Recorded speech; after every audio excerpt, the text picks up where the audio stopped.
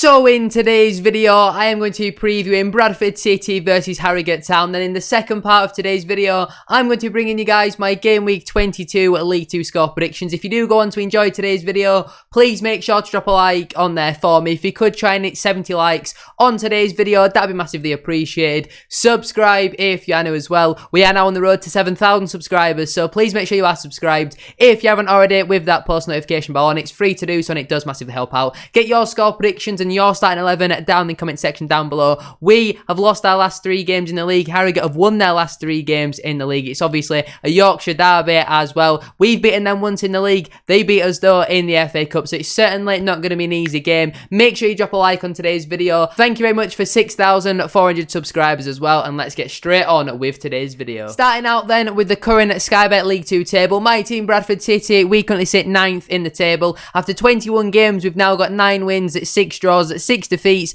26 goals scored, 21 goals conceded, leaving us on a positive 5 goal difference and 33 points. Our last couple of games then have been a loss, a win and a win. Them last couple of games then being a 1-0 defeat away to Carlisle on Boxing Day. If you've not already checked out the matchday vlog for that, then feel free to do so. We also had a 3-0 defeat away to Leyton Orient, a 1-0 defeat away at Salford City in the Papa John's Trophy, a 3-1 defeat at home to Northampton Town, and then just before that we had a 2-0 win away at Sutton United. That then compared though to Harrogate Town. They're currently sat 19th in the Sky Bet League 2 table. After 21 games, they've got 6 wins, 4 draws, 11 defeats, 27 goals scored, 32 goals conceded, leaving them on a minus 5 goal difference and 22 points. Their last couple of games then have been a win, a loss and a draw. So 10 points out of the last possible 15. Certainly not bad going whatsoever. Them last couple of games then being a 3-2 win at home to Grimsby Town. I think they won that actually in the last minute. A 4-1 win away at Rochdale. A 3-1 defeat away to Hartlepool in the second round of the FA Cup. They actually got a red card in that game. Joe Mattock got sent off.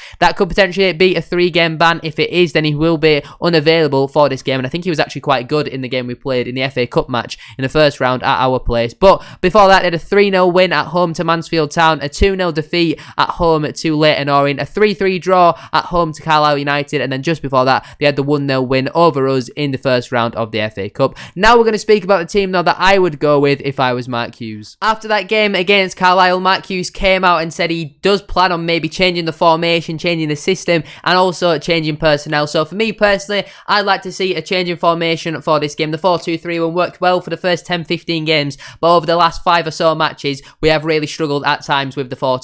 So I would personally line up in a 3-4-1-2 formation or a 3-5-2, whatever you want to call it. In goal, I would go with Harry Lewis, one of very, very few players to come away from that game against Carlisle with credit. In that first half especially, made 2 or 3 unbelievable saves. In the second half as well, he had a decent amount of work to do. He stopped that game from being comfortably 4-5-6-0. If we'd have had some of the goalkeepers we've had over the last couple of seasons, I genuinely do think we lose that 4-5 or even 6-0. So for me personally, still the best goalkeeper in the league. The only question mark I do have over Harry Lewis is his long distribution. He doesn't really seem to be able to kick it very far. Like, he can't really get it much further than the halfway line. So when we are struggling to play out from the back, he does struggle at times just to try and, do that long ball. That's the only slight criticism I would have of Harry Lewis. Into the back 3 then, on the right side of the back 3, I would personally go with Timmy Odesina. I think his skill set certainly does suit a back 3. He's very fast, but he's not the greatest in the air. So I think in a back 3, with his recovery pace, I do think he could work very well. In the centre of the back 3, I would go with Matty Platt. I'm sure you can guess who'll be on that left side, but for the sake of balance, I think if you're either going to put Odesina or Platt in the middle, you probably want Platt with him being a bit more physical and not as quick as Odesina. Then on the left-hand side, I would go with Romany Critchlow. I don't think either Platt or Critchlow were outstanding against Carlisle, to be honest with you. I actually thought Critchlow was a little bit shaky on the ball. You can see that he has had quite a number of weeks out, if not months now, with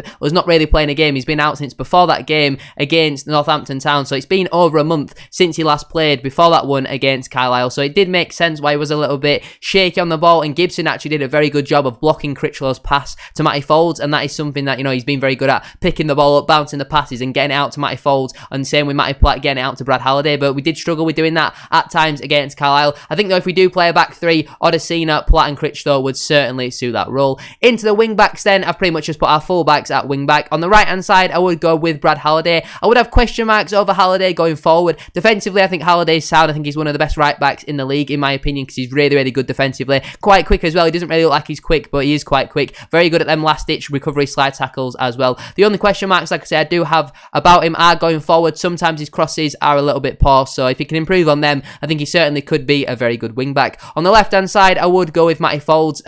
He's our only fit left back. You don't really want to be playing wingers at wing back, to be honest with you, because they don't really have the tendency to want to really get back and put in them hard yards, whereas a full back playing at wing back, I think would certainly suit us. Folds is decent defensively. I think personally he's better going forwards than he is defensively. We need to get him putting crosses in towards the back post once again for Andy Cook and all that sort of stuff. Moving in then to the midfield, this is certainly going to cause some debates. Obviously, for those who don't know, at the full-time whistle against Carlisle, Smallwood and Harry Chapman both walked straight down the tunnel, didn't come over and clap the fans, and you know, there is some people calling for him to be stripped of captaincy, some people calling for them not to play this game, for them to be dropped to show that you can't just do what you want. In my opinion, while I understand that obviously every player should come over and clap the fans, if they don't want to clap the fans, then what's the point in coming over when they don't want to do it? I think, you know, no one should be asked to come over and clap the fans. If you want to clap the fans, then you should do. If you don't want to do that and you want to be disrespectful to the fans who've paid their money, travelled on the motorway and all that sort of stuff, then you do that. You're more than entitled to do that, but I don't think we should be kicking up a fuss about players not clapping the fans if they don't want to do that. Smallwood was sarcastically cheered off when he got substituted against Carlisle, and I've no idea why. In my opinion, I thought Smallwood had a pretty decent game, certainly one of his better games over the last couple of weeks and months. I thought he was pretty decent, to be honest with you. His partner, Alex Gilliard, in the first half, I thought he was pretty much the same Gilliard we've seen all season. In the second half, that's the best performance I've seen from Gilliard all season. He actually looked like a competent central midfielder, putting in tackles, playing the ball forward as well. I don't know if that's something that Hughes wants him to do, but he constantly seems to want to pass it sideways. And I thought overall, Smallwood and Gilliard were certainly not the problem against Carlisle. It was more the front three behind Andy Cook, and obviously Andy Cook's finishing as well. We weren't really creating too many chances. When we weren't converting them. My two central midfielders, though, personally, I would go with Richie Smallwood, and I would partner Richie Smallwood with Ryan East. I just think, personally, they're probably our best two options at this moment in time. I know Mark Hughes hinted that Levi Sutton might be getting a little bit more game time over the next couple of matches and all that sort of stuff. If Gilliard puts in performances like what he did away at Carlisle consistently for 70, 80, 90 minutes, week in, week out, I have no problem with him being in this team. But for me personally, I think our best central midfield partnership would be Richie Smallwood and Ryan East. In that number 10 position, I would personally like to see Lee Angle play there. I've seen Harry Chapman play as a central midfielder attacking midfielder now for far too long, and he's simply not fit, not fit, that's not the right word, not built to play as an attacking midfielder. We saw in just 5-10 minutes where he was on the wing against Carlisle, he was beating players, putting balls into the box. Chapman needs to be playing on the wing. Obviously, this formation doesn't have wingers though, so for me personally, I like to see Angle playing that role. Jamie Walker's been struggling to get out of bed over the last couple of days with a virus, so I doubt he'll be available for this match. If he is, I'd probably have him on the bench over maybe someone like a Harry Chapman. I'm not really too sure, but I think Angle probably deserves the opportunity as of right now. I thought when he has played as an attacking midfielder, Angle actually does look quite good, so personally I like to see Angle in that number 10 role. Into the two strikers then, firstly Andy Cook. While he had probably his worst game of the season so far away at Carlisle, he still is our top goal scorer, still scored 16 goals, while he could probably be on 19, 20 goals by now. You know, he had 2 or 3 big chances where he's not hit the target with any of them, which is really disappointing. I'm sure he will probably kicking himself after that match. I can't really think of too many chances this season, which Andy Cook has missed. I think he had one at home to Crawley in the first couple of minutes. Apart from that, he's not really missed many. Against Carlisle, though, for whatever reason, he just did not have his shooting boots on. Maybe a lack of match sharpness, with he's obviously not playing for a couple of weeks. But I would partner Andy Cook with Jake Young. Now, I know he's played quite a lot on the wing so far. When he signed though from Forest Green, we all kind of expected him to play as a striker. We don't really have many strikers, though, who are pacey. We've got Andy Cook, Viden Oliver, and potentially Lee Angle. Now, Angle and Young might interchange at times, which I think could work well and maybe drag the Harrogate players out of defence. But I think Jake Young as a striker could work well. I think he needs to be involved in the squads more. Still our second top goal scorer, our best goals per minute ratio, and the guy's not even making the bench. Personally, it just doesn't make sense to me how he's not even involved in the matchday squads. On the bench then for me, that'd leave Colin Doyle, Jan Songo, Levi Sutton, Scott Banks, Harry Chapman, Tyreek Wright and Viden Oliver. Now, I know some people will be questioning,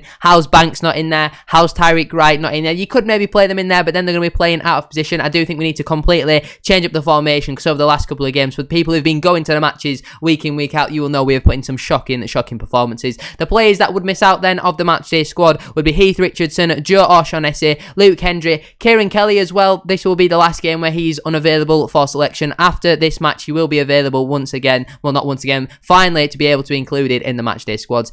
Alex Gilead, who based on the second half of the game against Carlisle, probably quite unlucky to miss out on my squad, to be honest with you, but I think over the balance of the season, from what I've seen from Gilead, 45 minutes of a good performance doesn't justify 3-4 months of poor performances. Also missing out would be Osadibe, Jamie Walker, Dion Pereira and Abuisa. Now let's get into my game week 22 League 2 score predictions. Starting out then with the slightly early kickoff, Crewe Alexandra versus Carlisle United kicks off at 7 o'clock, and I'm going to go with a 2-1 home win for Crewe. Into the 7:45 kickoffs then, Barrow AFC versus Tranmere Rovers. I'm going to go with a 2-0 home win for Barrow in that one. Bradford City versus Harrogate Town. I think this has got a 0-0 draw written all over it. Colchester United versus AFC Wimbledon. I am going to go with a 1-0 away win for Wimbledon in that one. Doncaster Rovers versus Rochdale AFC. I'm going to go with a 1-0 home win for Doncaster there. Grimsby Town versus Salford City. I'm going to go with a 3-1 away win for the Ammies. Hartlepool United versus Mansfield Town. I'm going to go with a 2-0 away win for the Stags. Northampton Town versus Swindon Town. I'm going to go with a 3-0 home win for the Cobblers in that one.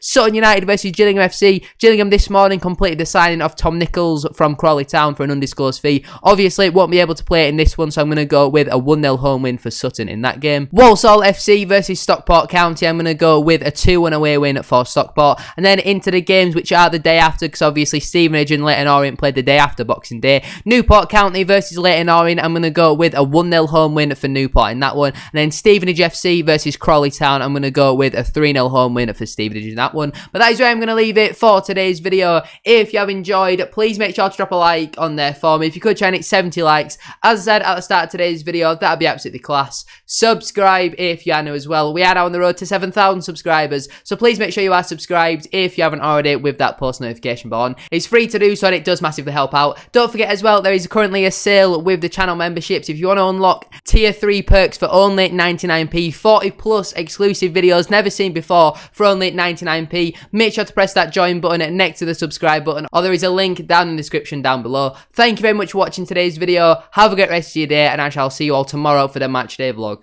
Peace.